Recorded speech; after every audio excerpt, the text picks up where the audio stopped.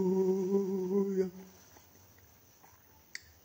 Biyateen alle ilaali, kolbateen alle ilaali, wal guranne akambanne, waaqa kenna nu gargaari. Biyateen alle ilaali, haga kenna alle ilaali, wal guranne akambanne, waaqa kenna nu gargaari. يركون تنسين شكل فون تنسين بعدين تنسين يركون تنسين شكل فون تنسين بعدين تنسين يركون تنسين شكل فون تنسين بعدين تنسين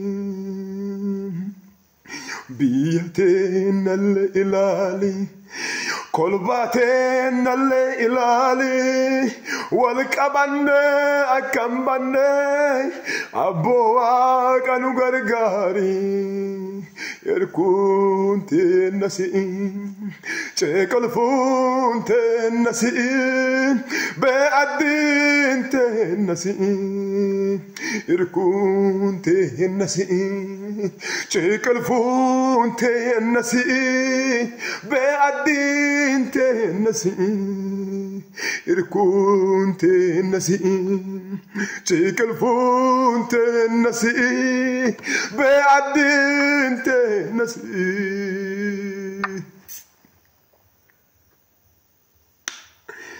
نجني في جهل الواقيو أبريان الواقيو مركز سنيف أبايتو بقماني بركنا haalli amma keessa jiru biyyiteenna kolbaanteenna wanni keessa jiru diqqaaf guddaan kenna amma haalli keessa jiru baay'ee ulfaata nama sodaachisa bara kana keessallee waaqayyo erkuuteenna waaqayyo gargaaraa kenna waaqayyo ciqalfuuteenna waaqayyo itti dheetanii abbaa nama baasu obboleeyyan waaqayyo marti keessan diqqaaf guddaa kennaaf biyyateennaaf waaqayyo haa kadhannuuti fuula waaqayyo haa barbaannuuti obboleeyyan waaqayyo waaqi diqqaaf guddaa kenna haa gargaaruuti wal guurannee akkam banne inni koo ana caala inni koo ana beeka inni koo ana danda'a jedhee wal guurannee akkam banne marti keenya gara waaqayyo dachaanee fuula waaqayyo haa barbaadannu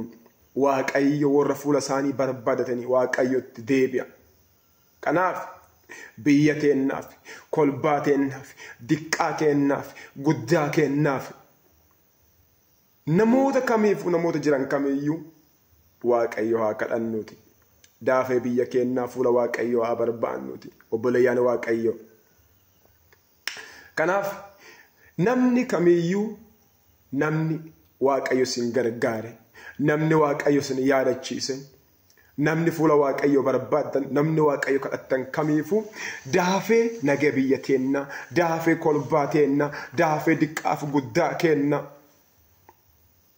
waaqayyo haa kadhannuuti fuula waaqayyo haa barbaannuuti gara waaqayyo haa deebinuuti waaqayyo garlaafessa waaqayyo abbaa araaraati waaqi namaaf araarama waaqi namaaf dabarfata obboleeni waaqayyo kunoo galgala kan akkas jedhee gara keessan dhufeera wal guurannee akkam banne wal qabannee akkam banne nu gargaari waaqa kiyya inni kun gaafa wallaale inni kun yoo beeke inni beeke sun kabadee deemu san badiirraa deebisa kanaaf obboleeyyan waaqayyo namoottan guyyaa hadhaa ergaata dhageettani kanaaf marti keessanuu waaqayyo haa kadhannuuti daafee biyya teenna daafee Itoophiyaa waaqayyo haa kadhannuuti daafee diqqaa guddaa waaqayyo haa kadhannuuti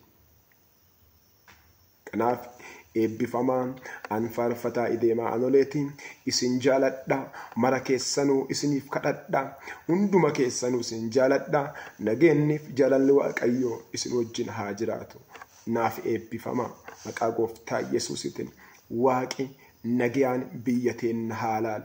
Waaqi araaraan biyya teenya haa laalu.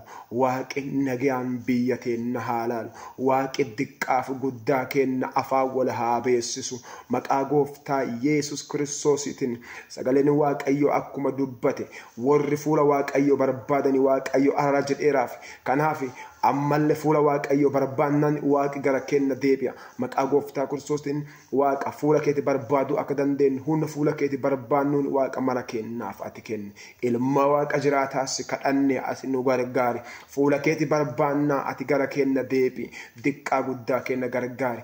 Biyya teenya nageessi. Itoophiyaa teenya nageessi. Maqaa gooftaa Kiristoosiin ati saba hundaaf jettee duute nama addaan hin baafne. Maqaa gooftaa Yesus Kiristoosiin Waaqayyo kiyya marti keenya fuula keeti barbaadan maqaa ilma kee jaalattu maqaa Yesuusiin fuula keeti gara keenya gara Itoophiyaa Waaqatti deeffadhe. Kolbaa teenyaaf mana sagada keenyaatti nama kamiifuyyuu nageenyi hin barbaachisaa nagaa nuu kenni. Ulfaadhu kabajame maqaa ilma keeti jaalattu maqaa gooftaa Yesus Kiristoosiin si kadhadheera. Ameen.